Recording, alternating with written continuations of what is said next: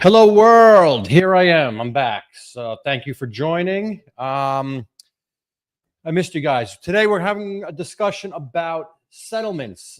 You guys love asking questions about settlements. It's where the money's at, and we're going to talk about it today. We're going to discuss settlement value versus case value versus settlement value, why there's a difference, what to know, how to evaluate your claim, how to know what to look for when it's time to settle your case. As always, folks, I am Rex Sikowski. I'm your workers' compensation attorney.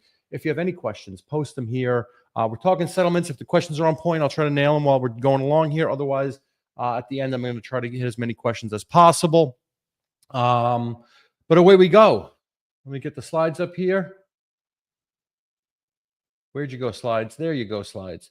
So what's the difference between case value and a settlement? So case value is the total amount of money your case could, should, would be worth over time. It's your weekly compensation checks, your medical bills, your awards. It's the overall value of the case. It's generally what the insurance companies allocate or set aside in their reserves for the cost of your case, whether it's money for medical expenses and bills and doctors and things like that, or if it's for my Instagram, I'm very posted up high here, or whether it's for your awards of compensation. There we go. That's better. There we go. So it's not a locked in number. Some insurance companies they all have reserves. They see the case. They've done enough of this to know what a case is valued at and what factors they should consider. And what they do is they put money into a reserve and they say this case is reserved for X dollars and that's how much we should be spending on the case. But it's not always locked in. As we know, things change. You could have a surgery go bad. You could need more surgery than was anticipated. You could develop a consequential injury. A lot of different things can happen, which can change the value and the need for money for your case. So values can change over time. Settlement, by contrast, is a lump sum that you agree to take to close your case early. So you try to determine the value of the case so you know what the settlement should be worth. It is a locked-in figure. It's an agreed-upon number between you and the insurance company. It's a specific amount of money that you're going to get now, but it comes at a discount. Why does it come at a discount? Because why would they give you all the money that your case is worth up front? There's a lot of different reasons why they wouldn't do that. Number one, if they're going to litigate any portion of your case, that could reduce the value of your case. It could reduce the amount of money they'd have to pay to you over time. And number two, $1 today is worth more than $1 tomorrow. So the cost of your surgery in a year from now, if they give you that money up front, it's worth more today, present dollar value. So they're going to discount your money over time because that money's not worth as much down the road as it is today. If you're going to take it up front, it's worth more today, so you're going to have to take a discount. That's generally how it works. I was running at 100 miles an hour there, and I stopped myself. So how do we do this here? Also, you're giving up your right to future compensation. So you can let your case play out and get more money over the long term, or you could try to settle it. You'll receive a lump sum, a bigger amount of money now, but less than what the total value of the case would be worth over time.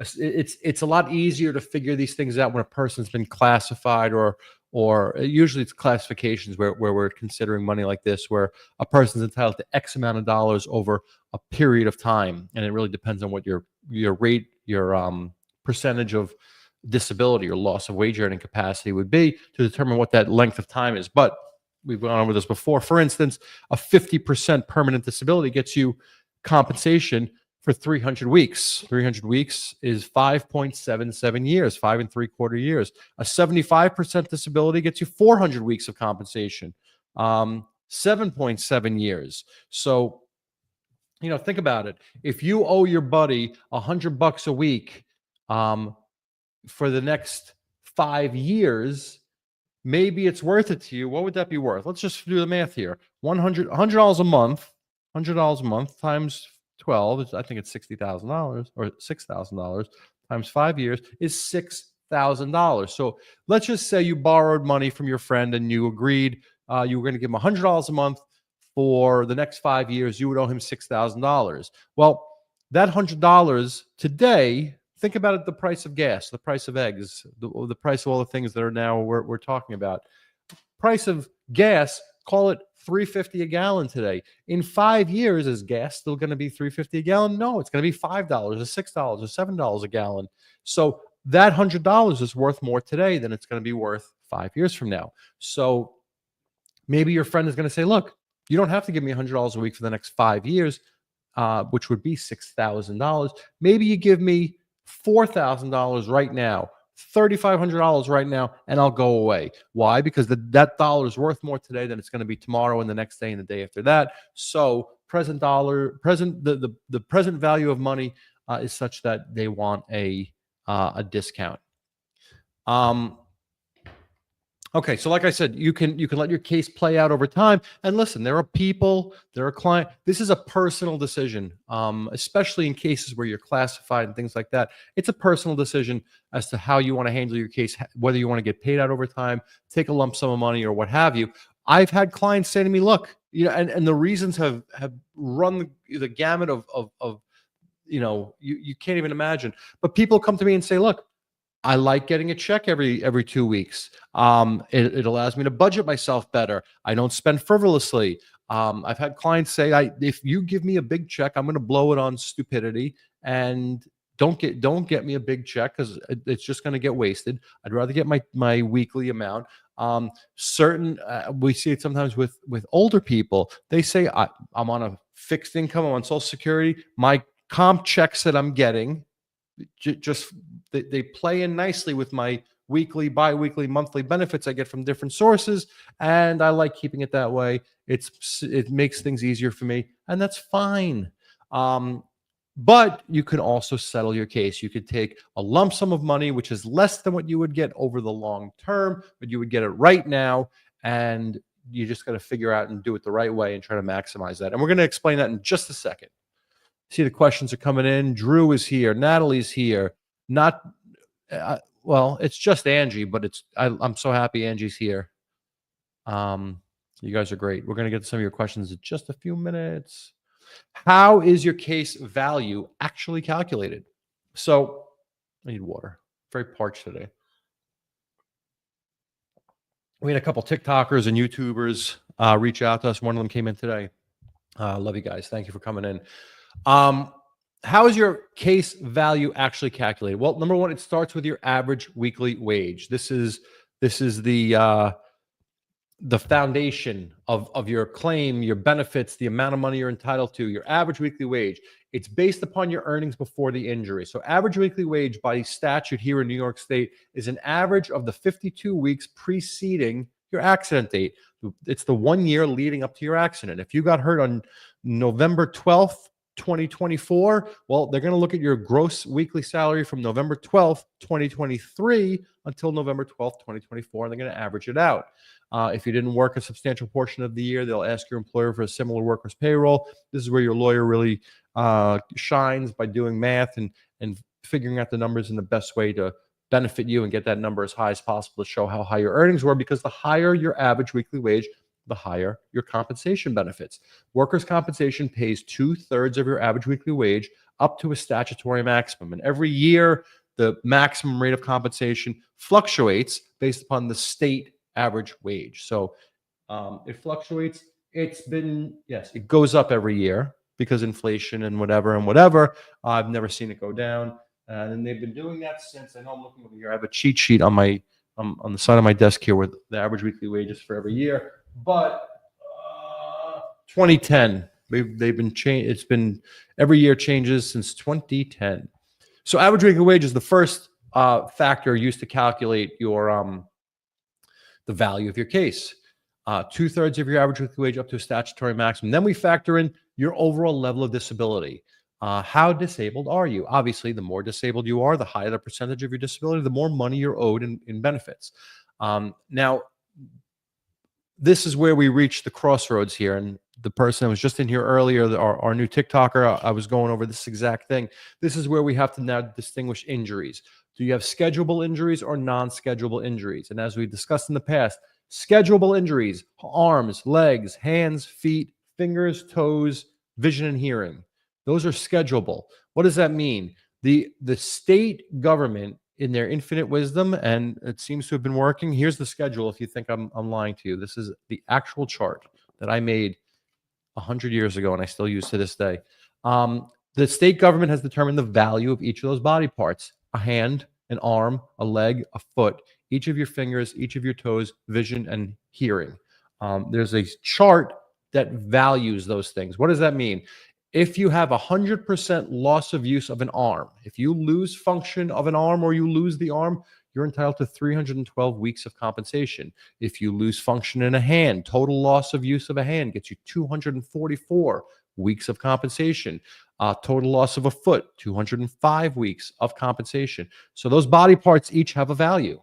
And that value is directly tied into your average weekly wage and your overall level of permanent disability to that body part. So I'm going to give an example here. Let's say you have an arm injury, a right arm injury. I know for some reason one of them, the gram flips me backwards. I think I'm inverse on Instagram and TikTok. So you're looking at my left arm while I'm waving my right arm, but hey, an arm's an arm. Loss of use of an arm, 312 for 100% loss of use.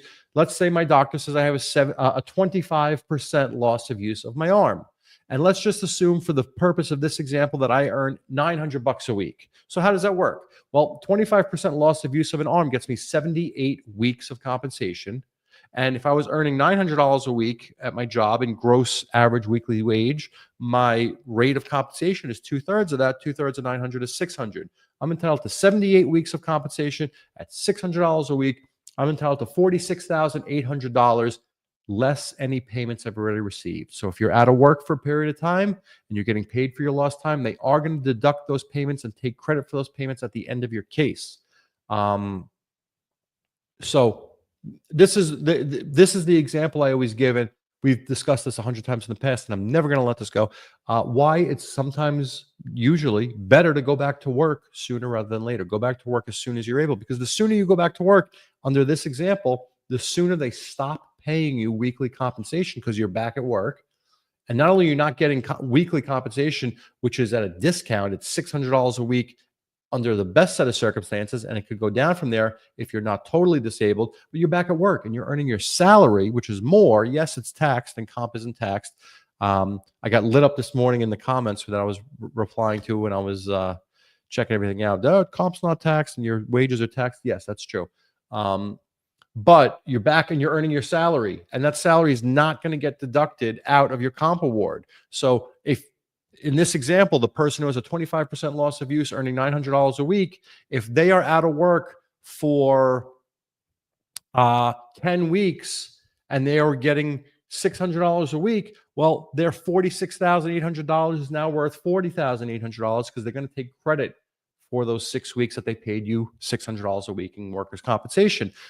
When you look at it from the other example, if that person was able to go back to work with their bad arm, and grit it out, or they gave them light duty and their earnings stayed the same, well, and they had no lost time, they went back to work the next day, cast and all, well, they kept earning $900 a week, and that 10 weeks of time that person A lost, person B didn't lose, so they're getting paid their $900 a week, and at the end of their case, they're getting the full value of their schedule award. They're getting $46,800, and they made salary for the 10 weeks that the other person didn't. So when it's a schedule only type of case, you want to go back to work, and that's how you evaluate the value and what your settlement should be worth. And usually when it's a schedule only case, it's payable up front. So your value, excluding medical, is pretty close to your settlement. Okay, not much of a discount because if you decide to litigate that and push it through court, it's usually payable all up front. So cases like that, value equals settlement. And it's something to keep in mind. If you're going to do a Section 32 of those cases, sometimes we factor in a few more dollars because you're giving up your right to future medical care, and that's going to be on you for the future. So we try to get you a little more money for that. So those are high value, high settlement to value ratio settlements because you're getting as close to the top dollar value as possible. Water. That's what's good. So that's how a schedule loss of use case works. Now let's look at the non-schedule: the head, the neck, the back, the stroke, the heart attack. Those are non-schedule cases. So let's take a back injury, for instance. Let's say that there has been a determination that you have a 50% loss of wage earning capacity, a 50% permanent impairment to your back because of your injury. That gets you 50% rate of compensation, not the total rate. You get a 50% rate for 300 weeks. So the same person who earned $900 a week, what is a 50% rate? Well, if the max is 2/3, if 100% compensation, 100% disability gets you 2/3, which would be $600, what is 50%? $300. Excuse me. So you'd be getting $300 a week for 300 weeks. The total value of that is $90,000. Sounds like a lot of money, but that award is payable over 300 weeks. It's payable over 5.75 years. And like we discussed earlier, the value of a dollar today is worth more than the value of a dollar tomorrow. So the $300 check you're getting today is going to do a lot more for you than the $300 check you're going to get in 5.7 years, where prices go up, inflation goes up. So you want to figure out the best way to get the most amount right now, because money is worth more today. You also got to factor in your future medical needs: surgeries, long-term treatment, long-term therapy, follow-up care, maintenance care. If you have a spinal cord stimulator, you got to get the battery changed, revisions, hardware removal. I know I'm throwing a lot of terms at you out there. Future surgery. You might need a surgery in the future. Talk to your doctor about that. Make sure you understand what the future holds and what to expect. We don't have a crystal ball, but it's nice to get the input from a professional as to what you should expect with respect to your injury. So do you need future surgery? Do you need a revision? Did you have a knee replacement? Knee replacements sometimes wiggle loose and you need a revision. Shoulders and hips, the same thing. Hardware implantation. If you had a shattered ankle, shattered wrist, broken bones, and they put hardware, screws, rods, things like that, sometimes the hardware becomes painful and has to come out. Somebody's got to pay for that. You can't just go in there with a Makita and take them out yourself. You got to go to a doctor and let them do it, and somebody's got to pay for that. So if you are going to settle a case like that, you need to make sure that value is added in to cover those possibilities. Other things you need to consider: whether or not you're receiving Social Security disability, is a Medicare set aside. There's a lot going on, and I know I'm confusing you to the point where I'm gonna tell you. That's why you need a good lawyer who's done this before and knows what they're doing to try to maximize your dollar value, cover all your bases, protect you, and allow you to ride off into the sunset as comfortably as possible. There are a lot of great lawyers out there, and we are here to help. Give us a call, whether it's me or somebody else. Under a circumstance like this where you're trying to figure out settlement value, I'm going to give you as good a framework and guideline as possible, but it's really good to have an attorney who knows the ins and outs and can get you more money. You can always call me, 212-406-8989. Other considerations: listen, if you make more money, you get more money out of your workers' compensation case. Higher wages yield more in benefits. And like we talked about before with that statutory maximum, that ceiling. So right now the maximum is $1,222.42. So let's just say you earn $5,000 a week. Okay. Clearly you're going to max out at the maximum rate. So you're not going to get 2/3 of your $5,000 a week. You're going to get $1,222.42 for your total disability. But what if you have a 50% disability? Do you get 50% of that $1,222, or do you get the 50% rate of what a $5,000 average weekly wage would be? Well, the 50% rate of a $5,000 average weekly wage is $1,666.67.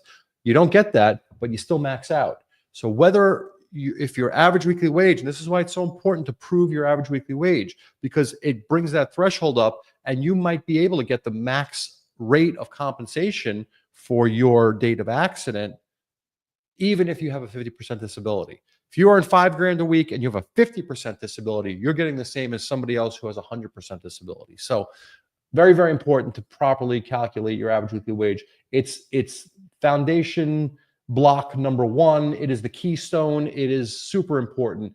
And that's why, Sometimes clients get mad. Oh, I asked them for tax returns and pay stubs. Oh, I don't keep pay stubs for that. Was 2 years ago. Get your pay stubs together. Take the time, especially now. Everything goes through a service, ADP and whatever. Use those resources and get your documentation put together and sit down with your lawyer and figure out, make sure the insurance company submission was correct. Make sure that you have your documents because, every penny counts. We're talking about payments over a 5, 6, 7 year period, weekly payments. Think about it. $5 makes a difference at that point in time. $5 over the course of a year is $250, and then over the course of 6 years, that's $1,500 that you just gave back to them over a $5 difference in your compensation. Minimal, but why the hell do they need it? That's your money.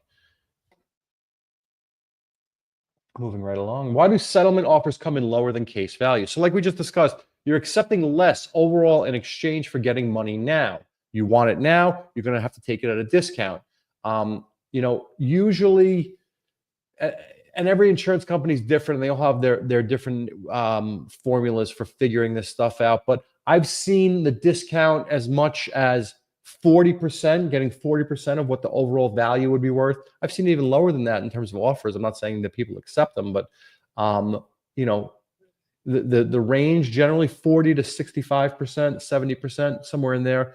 A lot of insurance companies will throw you the 40, 50% offer, knowing that we're going to land on a 60, 65% settlement. Sometimes we can get it up to 70. It also depends whether you're closing medical or leaving medical open. A lot of factors, but that you do have to discount that number. Otherwise, why the hell would they do it?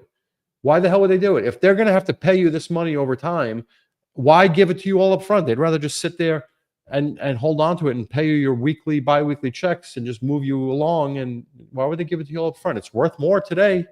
Why would they give it to you up front? You have to discount it. Insurance companies also factor in risk.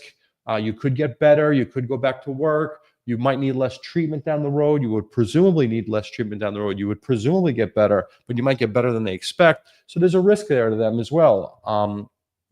If they settle you out and you turn around and at one point they were expecting you to be out of work for the rest of your life and be all messed up, and then you made this miraculous recovery and you go back to work, well, they just lost money. So they have to factor in that risk for themselves, and trust me, they do. Oftentimes their offer to you reflects what they think they'll actually end up paying, not what you're technically owed. So again, it's factoring that risk. It could also be age. We used to do settlement conferences with one insurance company, and we still do from time to time. But back in the day, before the computer and the Zoom and all that kind of stuff, we would actually work up a list of cases to settle, and we would go there and sit down. We'd bring our files and our worksheets, and it was old school and it was great.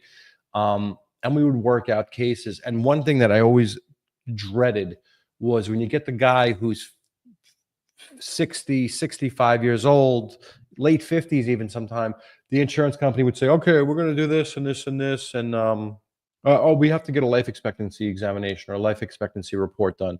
And it's like, really? And I understand their reasoning for it. But it's like, we got to make sure your client doesn't die prematurely or have some significant illness that's going to kill him, because we don't want to overpay for his settlement. It's like morbid as all hell, but listen, what are you going to do? Fight them. That's what we're here for. So, other factors, the longer your case goes on, the more benefits you receive.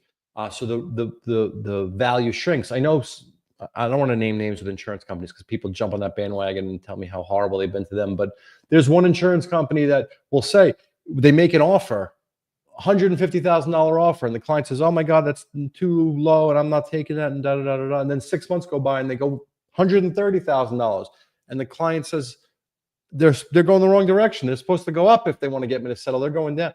These insurance companies say, "You know what? We worked it out, and 6 months have passed of us paying you. That money's coming off the table. It's coming out of your settlement." Then it's on your lawyer to show that case had more value than the initial offer and the subsequent offer to get you more money overall. And yes, you are getting paid in the interim there, so it is something to consider. Like with the schedule cases, prior payments get deducted, so sometimes insurance companies will do things like that. Many offers also don't fully include the future medical costs or long-term wage loss. Insurance companies will oftentimes undervalue this because sometimes it's unclear. They don't know what future medical costs are going to be. They don't know if you're going to give up going to the doctor at some point in time because you've had enough. They don't know if treatment's going to get cheaper or if a different treatment's going to come out, some medical breakthrough that's going to cure the herniated disc or at least do a good job controlling the symptoms associated with any particular injury. You know, there are medical breakthroughs all the time, and surgeries change and techniques change. Look at a knee replacement.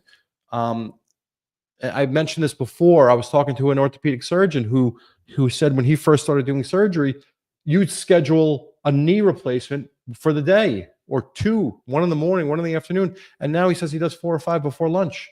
The nature of the surgery has gotten better. You're not laying in bed following a surgery like that for a week waiting to get up and put a little bit of weight on your foot. They have you walking the next day. They want you flexing and moving and breaking up scar tissue. And again, don't try. I'm not a doctor, but I'm just saying, speaking generally. So what does that mean? Treatments change over time. They get better. They get more efficient. They get cheaper. So the insurance company knows that this happens, and they might undervalue what your future medical and your overall settlement might be worth because they're expecting, hey, they're gonna do something, and there's gonna be a new fusion surgery. They've invented 6,000 ways to fuse your spine, and it's gonna be better and cheaper, and they're going to use that to lower your settlement value. So keep it in mind when you're working out your settlement values.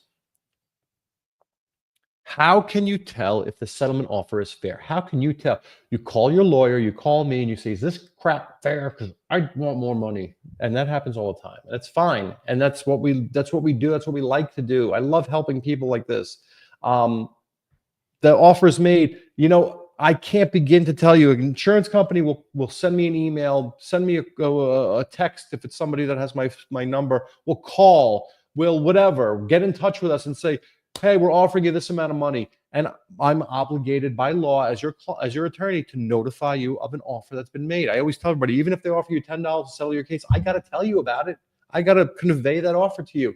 And there are people that come back and they say, I'm insulted at this, and this is an outrage that they're offering me such crap money. And then I get just as many people that go, oh, okay, I'll take it. What? Don't you want to talk about it? This is the first offer they made. Why don't you let's have a chat, you know? And some people say, no, you know what, I'll just take it. And that's, you know, if that's what you want, fine. Makes it easier for me, easier for you. We go and take it. But how can you tell if you're settled? Putting those extremes aside, the general population of normal people, how can you tell if your settlement offer is fair? Sit down with your lawyer and go over the facts of your case. I've showed you guys this before, and I sit here with pen and paper with clients every time we come in to have a settlement discussion. I go through 1 million legal pads. I mean, this is just from today, how many sheets I went through. What's my settlement worth? I always start from square one. I do when we submitted a demand to an insurance company, I work it up. I put it in my notes, what I think, what I've asked for, why I've asked for it. It's all there. But when you come and sit down with me, I wipe the slate clean and I work up the file with you in front of you, and we figure out what the case is worth. And then I go back and jump into my notes and see if there's anything else that should be considered, or maybe I thought of something now that I didn't think of when I made the demand, and maybe we go back and change things.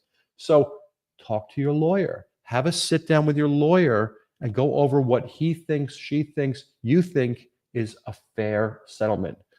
Super important. And you know, this is what insurance, they see people unrepresented and they throw money at them because they know there's a better chance they're going to take it because they don't know what the law is and they don't know what the value is. Trust me, they're not offering you more than your case is worth. They're offering you less because they think you see money, you see green, you're going to take it, you're going to run. Get a lawyer, talk to your lawyer. Super important. How else can you tell if your settlement offer is fair? Well, what else would you do? You compare the offer with what you would get if you didn't settle, what your total benefits would be over time. And again, this is why it's important to have an attorney, because they know what you're entitled to and they know what you're not entitled to. I had a client the other day say, I can't clean my house anymore. The insurance company better send me somebody to clean my house. Well, unless you have a very well documented note from providing medical necessity from your doctor showing why you must have that from a medical perspective, that's not something they're going to pay for. That's not going to add to your total benefits over time. So, you got to be realistic, and you got to understand the law to know what you should and should not be asking for. But you need to ask yourself, will this cover all of my future expenses, this settlement, my medical care, lost income, child support? People have different needs and different expenses in their life, and they got to make sure that things will be satisfied based upon your specific circumstances. Like we said before, how else can you tell if your settlement offer is fair? What's the number one building block, the keystone? Average weekly wage. My note here says, review how your average weekly wage and disability rating were calculated. Even small errors affect the entire offer. Every single time I do a Section 32, I stipulate the schedule losses. We do any type of settlement. Anytime I prep a case for a hearing, average weekly wage could have been set in the Nixon administration. I'm still going to go back and do the math every time, because if you find a difference of, like I said before, a $15 difference in average weekly wage, if I could bump that number up by $15, it gets you $10 more a week. That doubled the $1,500 I said before over 6 years. It makes it $3,000. It turns into real money for people who need it. And you have to make sure your average weekly wage is properly calculated. I know some judges think I'm a huge pain in the ass, and I know a lot of carriers think I'm a huge pain in the ass because I'm always trying to revisit average weekly wage issues because, as similar worker payrolls, things come out, and I want to get my client as much as possible. And that's a way to do it. Again, the insurance company is not going to voluntarily give you more money. They're not going to voluntarily give you a higher average weekly wage. You have to go out there and find it and prove it. And it's super important that you do that. Also, what else can you use to determine if your settlement offer is fair? What are you giving up by settling? How much of that discount is going to be there? Are you giving up future medical care? How much money are they giving for medical allocation, future medical set aside? Those things all need to be considered, and you need to know what the values are and how to evaluate them properly, which is why you need a good lawyer, or you really need to do your homework and figure out on your own if you want to do this on your own. Other considerations: can you reopen your case? If you do a Section 32, once it's done, baby. A stipulated agreement you can reopen, but a Section 32, closed is closed. It's vaulted. It's locked. It's done, and you cannot reopen it. Did you get any extra value for that? I hope so. We always push for it. Be cautious of offers that come early or come with pressure or push you to decide quickly. Red flags. There are certain insurance companies, certain adjusters that love to give you the 30 days. Oh, this offer is good for 30 days. You know what? Look, yes. Can they withdraw? Yes. Can they dig their heels in? Yes. Do they do it? Some of them do. Yes. Is there any legal basis for it? No. But be that as it may, always give it full consideration. But ones that come in super early, you want to make sure that you get a good set of eyes on it, a good lawyer. I shouldn't have said a good set of eyes, considering I've had like 3 eye surgeries in the last 6 months. But you know what I'm talking about. This guy knows what I'm talking about. Get a lawyer, see what the lawyer thinks. Talk to your lawyer. They know what's fair. They know where the values are. They know where to look for value. They know where value doesn't exist as well. And a lot of people, like to talk about things that don't have value. Get a lawyer who knows what's going on so we can maximize your dollar value. Folks, if there's questions, Huna Makara, what a wonderful name. Let's get into some of these questions here. Let me give you what I look like.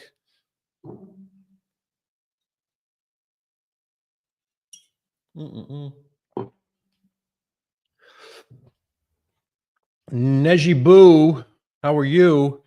Has a New York case. She's waiting on approval for her Section 32 settlement. How long does it take? I'm going to do for you what I do for all my clients. We did a settlement conference earlier today on a case, and let me see when I submitted those documents. But you really can't go by this because sometimes certain cases get reviewed a little longer, and sometimes they push them through a little bit quicker. But here's a for instance. The only problem is the camera is right in front of where I need to see, thus making it tough to see. Come on. Da, da, da, da, da. April 21st, a month ago, we submitted these papers and we got a Section 32 hearing today. Fantastic. And let's check one more. We'll check one more while we're at it. This one had a hearing this morning. When did we submit those papers? April 22nd. Right now we're looking at like a month, but don't quote me. Why? Because if the board gets an influx of Section 32s, it might go longer. If people go on vacation, it might go longer. If they get stuck, if there's an issue with your particular case that requires a little more scrutiny, a little more examination, it might go longer. So can't quote me on it, but that's just an idea. Okay. Butterfly in the sky. I received a questionnaire on my IME notice. Should I complete it? No, you should talk to your lawyer about it first. I just about every IME requires that you fill out a questionnaire, whether it's beforehand and you bring it with you or you fill it out there. I hate them. I always my instructions are to be accurate yet brief. Don't volunteer to. It's the same thing as talking to an IME doctor, because honestly, this is your talking. You go in there for 6 minutes and they ask you, take your shoes off, get on the table, and everything else they take off your questionnaire. So be succinct, be accurate. Don't offer up too much information. Don't be a blabbermouth. And really, depending on the nature and the type of case and the nature of the IME, talk to your lawyer about whether you should complete it. There have been many, many times I tell them don't complete it. So it's a good question for your lawyer. Drew, hey Rex, I'm in New Jersey, was rear-ended last year, had a cervical discectomy, laminectomy, and currently have pending knee surgery, meniscal tear. I have an FCE sent for approval. What is the value? $7 million. I don't know.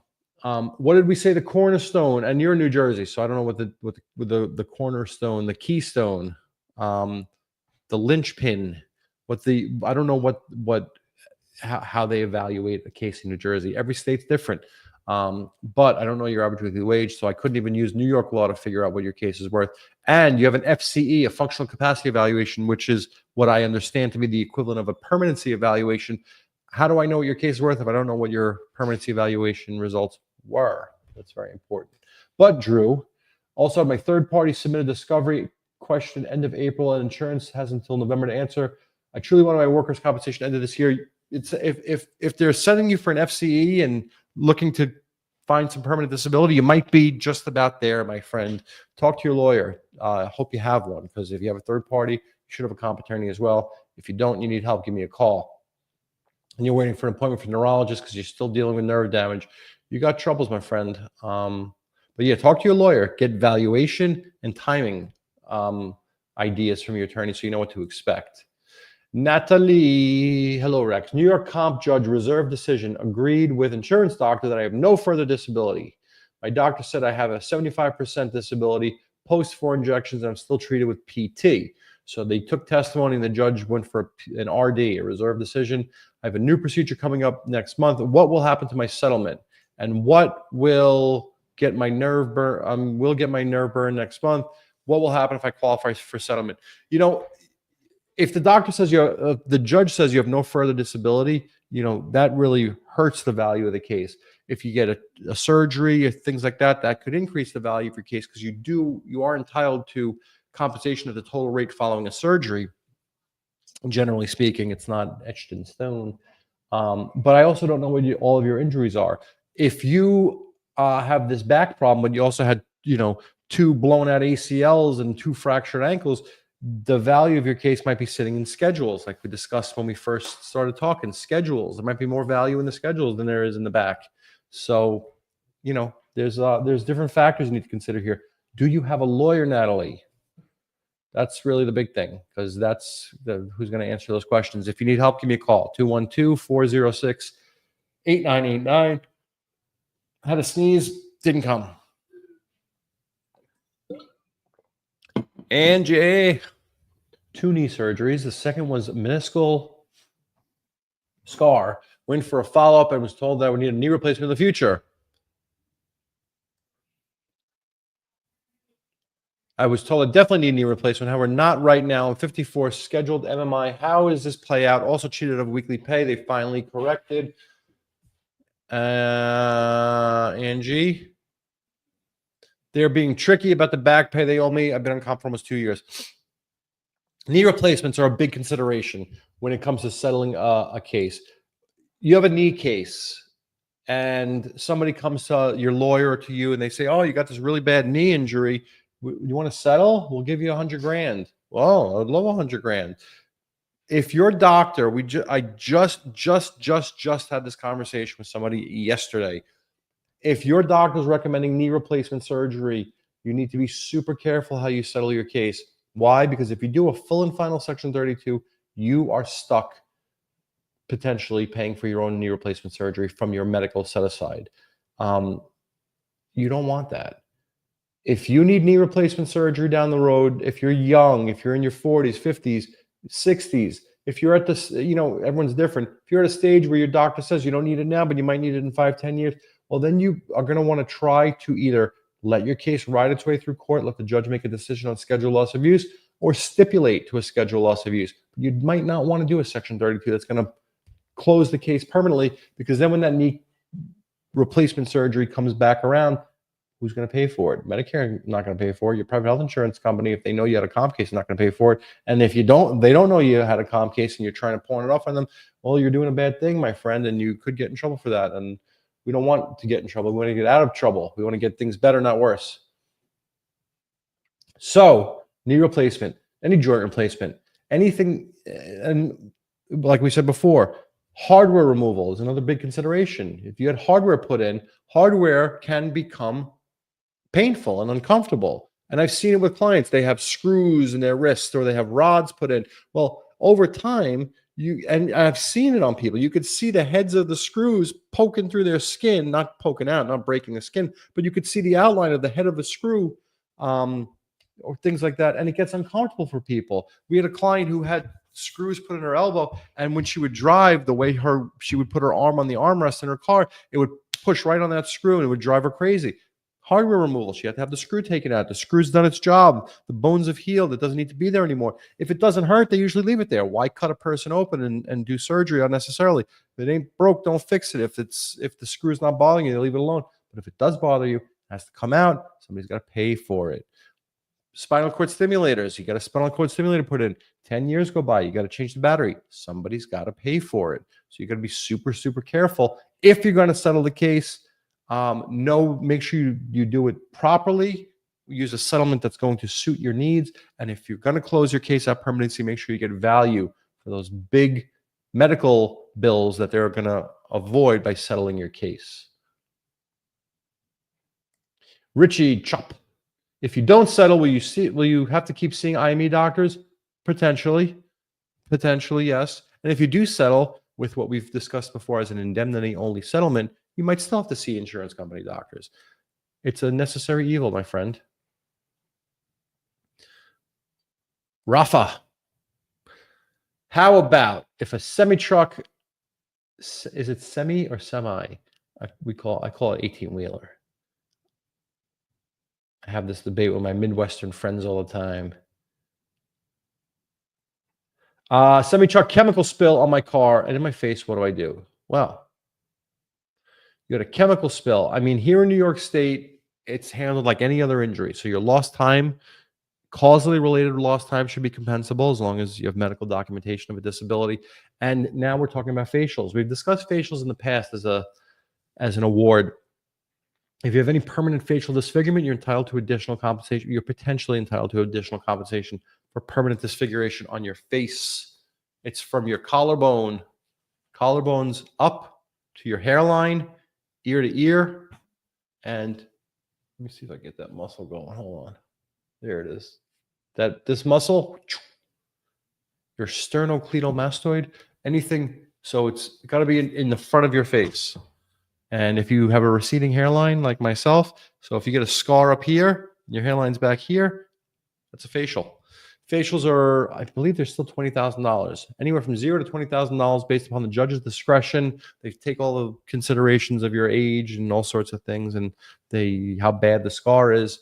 And then the judge picks a number that they think is appropriate, and you get an award for it. You get a one-time payment, or the parties try to reach what's happening out there, an agreement on what the value of that we call facials, what the facial will be worth. You're talking outside. Anyway, Alex Suzuki here. Hi, Alex Suzuki. I was just wondering, what are you just covering? How does that apply to my herniated L5-4S1s that they haven't resolved since the end of Suzuki, I want to help you. I don't understand that question. Ida, what happens at a New York State Section 32 hearing? What can I expect? Great question. Great question. What can I expect? Sometimes we get so into the depths of things, we gloss over the basics. What should I expect when I go to my hearing? What questions? And when we have a Section 32 hearing or a conference, I always try to make sure the person's comfortable when we do papers, and then I call them the day of the hearing to walk them through it again to make sure that they're okay. But what do you expect in a Section 32 hearing?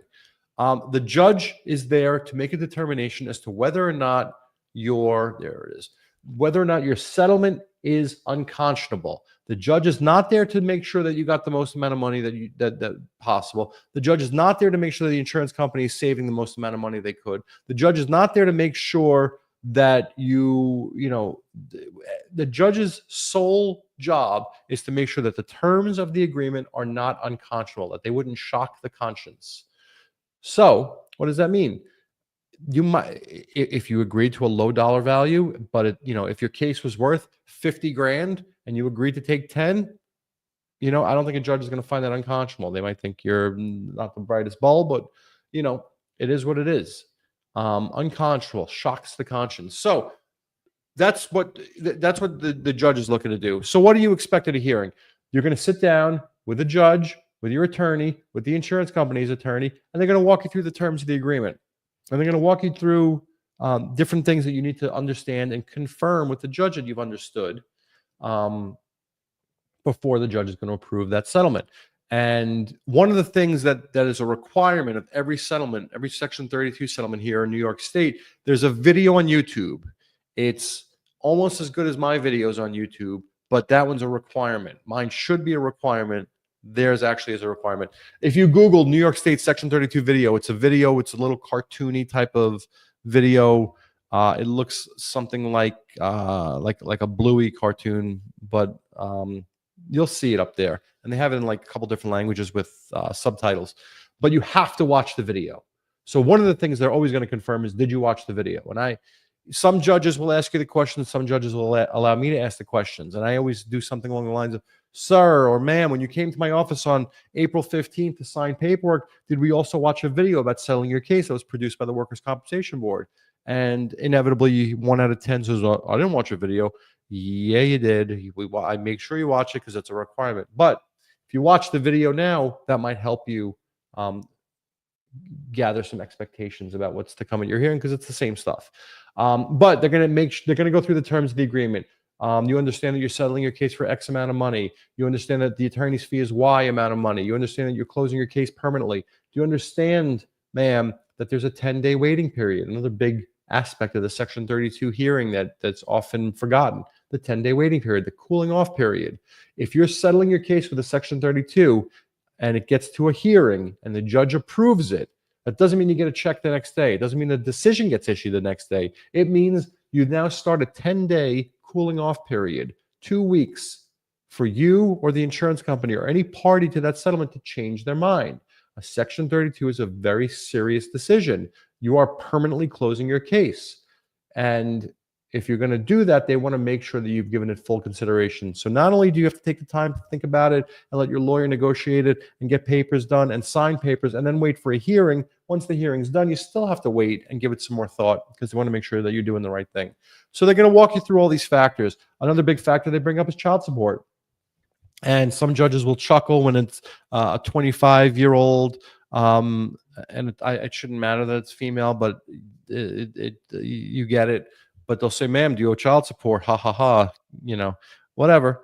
They have to ask that question, because if you do owe child support, if you are in arrears, I must say, if you are in arrears, if you owe back child support, if you are behind on child support, not if you owe it every month and you've been paying it or it's been taken out of your checks or whatever. If you're up to date, it's okay. If you are in arrears, if you owe back child support, they will take it out of your settlement. Done. There's no question about it. It's done. It's taken. And that's it. And we've had clients, and you can withdraw from the settlement at that point. You could say, I didn't know they were going to take all. I didn't know my $60,000 or my $75,000 settlement was going to go to child support, which I owe. I don't want to settle, and they'll turn them back out. And I've seen it happen. And I've seen clients say, "It is what it is. Pay my child support off." I've seen it happen where the settlement gets completely absorbed into child support. A person who owes $40,000 in child support and is settling a case for 10 grand, you're going to see nothing. The attorney's fee is going to come out, and the attorney still gets paid for the work they've done, and the balance that would otherwise go to you goes to child support, and that's it. But it's another big thing. The judges review the database to make sure you do not owe child support. So what to expect at a Section 32 hearing? I know I'm rambling here, but it's a very good question. It's a very good question. The judge is going to walk you through the settlement, the money, make sure you understand that it's full and final and forever. Make sure that you know the 10-day waiting period. Make sure that you watch the video. Make sure you discuss child support. Some judges will ask, have you taken any drugs or alcohol or other substances that can impair your ability to make a decision today? Yes, no, maybe. But that's how they're going to get you through it. Man, it's running late. I got to get a haircut. Very important. I'm getting a little grim. My name is Luis, and I just recently got injured at the job. I got workers' comp. The doctor told me to stay out of work for 3 months, and now I'm 100% temporarily disabled. What do I do now? You make sure you get a lawyer and you file your case properly, and you start pushing for benefits. I hope you have a lawyer. If you don't, you call me, Luis Grim. Don't be so grim. It'll get better. 212-406-8989. Get a lawyer. Make sure your case is filed properly. Make sure you're seeing the right doctors and get yourself better and get yourself back to work. But having a lawyer is key. Suzuki, what if they value it that if I never get 100% pain-free? P.S. I probably get the maximum allowable workers' comp. I'm a little confused. Suzuki, what I want you to do, because I see you have a couple questions here, and I get it. You're in the thick of it right now. Give me a call.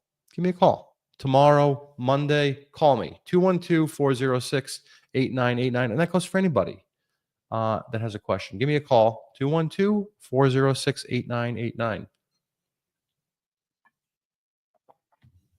Another fantastic question that requires not one but two great lawyers. How does it work with a third-party settlement alongside the workers' compensation case? Does one affect the other? 100% it does. 100%. And if you have lawyers that don't communicate, that don't know what they're doing, that don't look out for their lawyer or their client, and they're looking out for themselves, then you have big problems here. If you have lawyers that work closely with each other, who communicate well, who look out for the best interest of the client to try to maximize dollars for them, well, then you're in good shape, because they're very tightly intertwined, and you want to make sure that you handle them properly. A big third-party settlement is going to create a huge future credit that the workers' compensation insurance company is going to take. You might not, if you have a $10 million case, you might never see a dollar again on your workers' compensation case. You might not care because you just got $10 million, but you might care when you start paying for your future medical treatment out of your pocket, which is a possibility. So you got to make sure that everyone's on the same page, and you dance the dance ever so properly to make sure that you, the client, is properly cared for. Yes, they affect each other in a huge way. William, I have a settlement 2-3 weeks, third party involved, I need some clarification there, friend. Rebel, I know I asked a bunch of questions, but I have one more. Will any private insurance company cover injuries from workers' compensation after you settle? I can't answer that question because I'm not all private insurance companies. Again, generally speaking, they're not supposed to. I don't know. You have to check with your carrier. Prime time, like Dion. What causes workers' compensation to stop biweekly payout after the independent IME? If the insurance company is not under a direction to pay, so that means you didn't have a hearing or there hasn't been some sort of an order or a decision or something from the board to directing them to pay you. If they are simply making voluntary payments to you, and then they have you see their doctor, and their doctor finds that you have no disability, they can suspend your benefits, and then you have to request a hearing to get them started back up again. So you need to be mindful of that. You need to have an attorney who can request that hearing, who knows how to submit the forms. Submitting a request for a hearing is no longer an easy task. They have this whole form and this whole system, and it's a huge, it's very involved. You thought I was going to say something negative, weren't you? But yeah, that's how that works. A couple more. Oh man, you guys really laid it on me. Hoofa. That's now there we go. You like the facial hair? Sometimes I let it grow. And Mr. Marte says, "Let's go Mets." Yes, we had a nice win last night. I'm taking a break right now. We had a nice win last night. What about those Knicks? Oh my God. How can you shit the bed like that? Snatching defeat from the jaws of victory. They had that game won. My guys, what are we doing? What am I going to do? We're New York sports teams. We don't win things. Why are workers' compensation laws state-specific instead of federally mandated? As a 48, I'm going with truck driver because I don't think you drive in Hawaii. You hope to have full coverage in all states, but it's not the reality. You know why? Because laws are written for the general good. Laws are written for the masses. Laws are written to try to cover as many people. I know we live in a day and age where we want to look out for the little guy, and you got to make sure that you build. I'm not going to get crazy here, but ultimately, listen. Ultimately, when you vote for something, the majority rules. When they make laws for the majority. And yeah, even though it might make it sticky for a truck driver because you're passing through 15 different states in the course of a week, and the laws change and the rules change, and you don't know what's going on. The rules are written for the population at large, and under the federal government system, certain powers are enumerated to the federal government, and all the rest are enumerated to the states. And when it comes down to figuring out how to handle workers' compensation within your state, that's a state issue. And like anything else, if a power is not given to the federal government for whatever reason, the states handle it. The state and workers' compensation is state specific, like traffic laws, vehicle and traffic laws within each state. The federal highways are federally handled, but everything else is state. We live in the 50 states, and the states govern themselves. And for the big issues that require big daddy oversight, federal government takes over. So that's generally that's why it happens that way. Couple more. I gotta get out there. We have a birthday out there, Julius's birthday. Devon Rubenstein. Hello, Rex. I've been out of work for a year now, and I slip and fall at work. Head, neck, back. I'm from New York, Long Island. Strong Island, me too. I need surgery on my low back. I get $13.50 bi-weekly. Do you know how much my case is worth? My lawyer hasn't mentioned it. I need more information. But if your lawyer has that information, call him up and ask him. Say, hey, just curious here. If we were to settle tomorrow, what would I be looking at? Should we settle tomorrow? I need surgery, so I'm probably not going to settle tomorrow. But, it's something to talk to your lawyer about.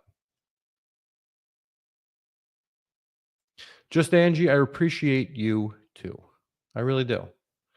You guys, it's like overwhelming. When we first started doing these videos, I would get like 5 questions, and you don't know how excited that would make me that like people are watching and asking me questions, and I would get 5 or 10 questions, and now I can't keep up. And I just understand one thing, and I talk shit and I make jokes and whatever. We have a good time. I really do feel bad that I cannot answer every question and I can't help every client because that's what I like doing. But you guys are special to me, and I want to make sure I try to help as many people as possible. Does a $300,000 MSA affect the settlement of a 5% LWEC case in New York. What's your average weekly wage? And yeah, it's going to affect it. A $300,000 MSA is a big MSA. So let's look at it this way. How much are you settling that case for? If that case is settling for $1 million, which it's probably not, well, you could take $300,000 out of $1 million case and leave $700,000 in indemnity and ride off into the sunset. She's not seeing me. But if you're settling your case for $100,000, you can't take $300,000 out of that and ride off into the sunset. So it's going to affect it in a huge way. So when you see huge MSAs like that, what does that usually mean? It means that you're probably going to wind up getting an indemnity only Section 32 at some point in time. Are you the same person that says your average weekly wage is $1,000?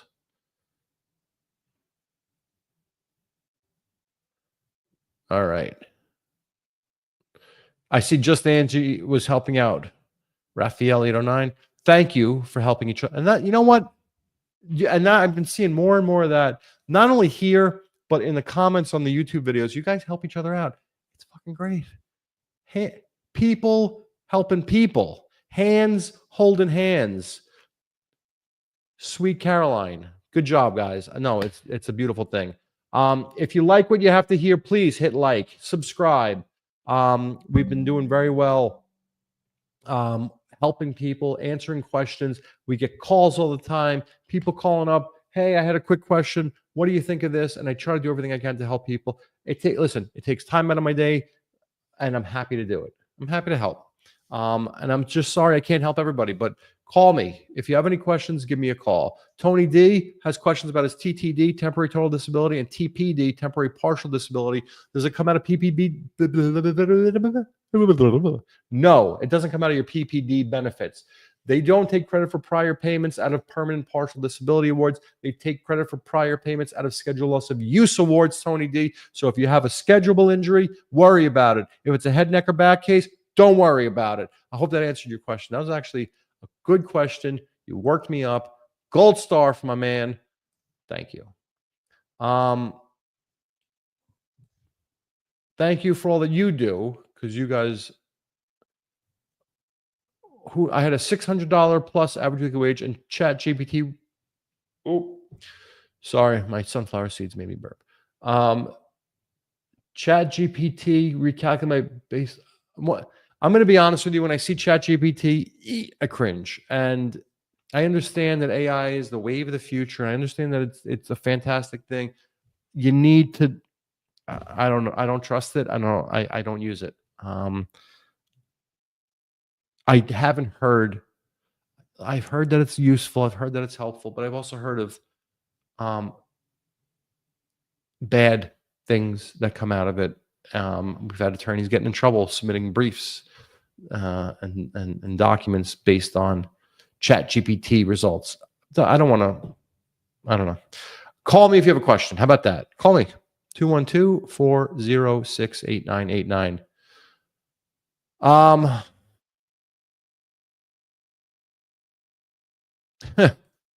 Sigma 79. He bolded it. He's yelling at you. If you ask any questions or have a workers' compensation case, hire Rex. He's the man to help you. Which other workers' compensation lawyers out there giving free advice for your benefit? Happy to help, folks. Sigma 79. Thank you. Folks, with that, I gotta get my hair did. Next week, we might have to skip next week. Unless we do. Yeah. We're going to conference this with Cy, and we're going to figure out how we're going to handle next week. I might do like Antiques Roadshow. I might do Comp Roadshow next week. Well, let's see what we can do. Please, if you have any questions, give us a call. 212-406-8989. I am Rex Sikowski. I am your friend who's here to help you with your workers' compensation case and your personal injury case. If you need help with a personal injury case, call us. We can help with that. We have plenty of people that can help you out with that. Social Security disability, give us a call. Immigration issues, workers' compensation. What I found, and the reason why I like what I do so much, I don't want to say I'm the center of the universe because that sounds stupid, but we're in the middle of it all. We deal with working people. And working people have immigration problems, and working people are buying a new house and need an attorney for real estate, and working people need Social Security, and they have personal injury, and they get traffic ticket. And I like that they come to me and they say, Rex, you handled my comp case 10 years ago, but I'm buying a house. Who do you know in my area that could do a closing? And I love to be able to match those people up so they can help each other out. That's why I like what I do. And I get to help people who are hurt on the job, and I do everything I can to get them back. And it's nice to get a smile and a thank you and a hug every now and again. And that's why we do what we do. Folks, I love you all. Please enjoy the rest of your day. Happy Memorial Day. Let's go Knicks. I am going to Indiana next week for a few days, and I'm going there as a Knicks fan, and I'm going to probably they're big people over there. I'm probably going to get the crap kicked out of me, but it's going to be worth it. Let's go Knicks. Let's go Mets. Whoever you like. I'm happy for everybody. Sports are fun. If you have any questions, give me a call. Otherwise, have an enjoyable holiday weekend, and we'll see you guys, if not next week, the following week. Love you. Have a great night.